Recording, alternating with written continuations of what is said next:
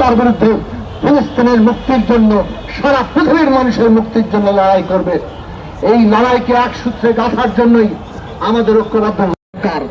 আমাদের ঐক্য যতক্ষণ পর্যন্ত এই বিন্দুতে পৌঁছাচ্ছে, ততক্ষণ পর্যন্ত আমরা আমাদের মুক্তির সংগ্রামকে এগিয়ে নিতে পারবো না, বরং মুক্তির সংগ্রামে নানা কানাগলিতে আমরা হারিয়ে যাব, যেমনটা আমরা আমাদের দেশের ইতিহাসে বহুবার দেখেছি।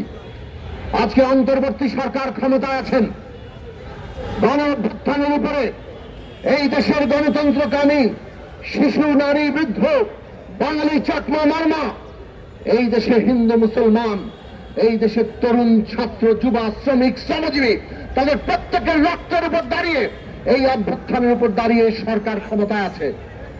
আমরা তাদেরকে বলতে চাই, বাংলাদেশের মানুষের আকাঙ্ক্ষা হচ্ছে স্পষ্টভাবে জানিয়ে দেওয়া, বাংলাদেশ চায় অবিলম্বে গাজায় এই গণহত্যা বন্ধ হতে হবে, এবং তার জন্য সারা দুনিয়ার মানুষকে, সমস্ত দেশের রাষ্ট্রীয় প্রতিনিধিদেরকে যতটা ভাবে ঐক্যবদ্ধ করা যায় ততটা ঐক্যবদ্ধ করার জন্য বাংলাদেশ সচেষ্ট হবে।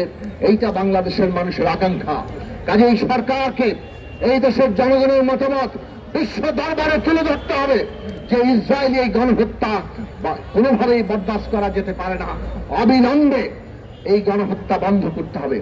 কতটা প্রতারক তারা নিজেরা এই শান্তি চুক্তি, তথাকথিত শান্তি চুক্তি, যুদ্ধ বন্ধের কথা বলেও নির্লজ্জভাবে পুরো গাজা দখল করার জন্য এই যে ডোনাল্ড ট্রাম্পের নীতি কার্যকর করছে, তার বিরুদ্ধে আজকে সারা দুনিয়ার মানুষকে জাগ্রত হতে হবে। জাগ্রত হতে হবে সারা দুনিয়ার মানুষকে, আবার নতুন করে যুদ্ধের দিকে, হত্যার দিকে, গণহত্যার দিকে যেভাবে ঠেলে দিচ্ছে এই আজকের দুনিয়ার আগ্রাসী শাসকেরা, তাদের বিরুদ্ধে আমাদের দাঁড়াতে হবে।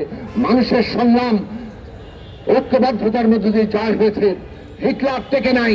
কাজেই আজকেও এই যে ফ্যাসিস্টরা দুনিয়াব্যাপী গণহত্যা এবং ফাঁসিবাদ চালাতে চাইছে, তাও টিকবে না। সারা দুনিয়ার সংগ্রামের সাথে আমরা বাংলাদেশের গণতন্ত্রকামী মানুষ একাত্ম আছি। আপনারা যারা একত্রিত হয়েছেন, আপনাদের সাথে একসাথে এখানে